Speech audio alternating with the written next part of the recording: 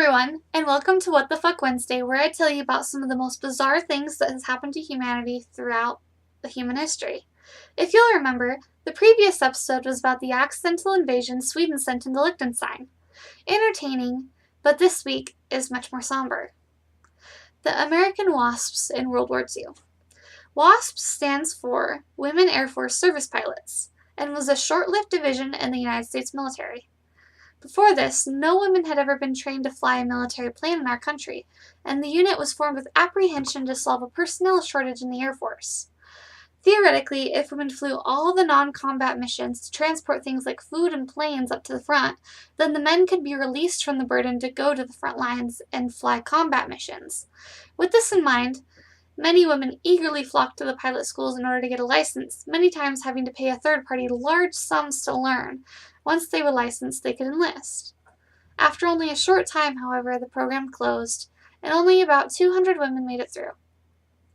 While a few, as many as 50 of these women gave their lives in service, and the group flew over 1,000 missions combined, none of this merited recognition from the government or the military. These personnel did not receive military burial, pensions, or even the title of public servant. And that disrespect is what makes this a What the Fuck Wednesday. To add insult to injury, when the Air Force decided to let women fly once again, they called them the first female pilots of the Air Force, the audacity. Some of the W.A.S.P members died in service, were never given a proper military burial, so the W.A.S.Ps knew where they stood. But to be erased completely from history was a smear that they just couldn't take. And I don't blame them.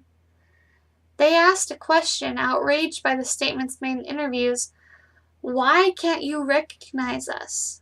and demanded to be given the status of military personnel. Making a smart decision in this PR disaster, the U.S. government obliged them quickly and gave them all their honors and pensions that were due to settle. However, this happened almost 60 years after their service ended, and many died before this came to pass. The surviving W.A.S.Ps are in their 90s, and soon to pass as well. Part of me can't help but think that these women received the respect they deserved a little too late. What do you guys think? Tell me down in the comments, and tune in next Wednesday for another What the Fuck Wednesday.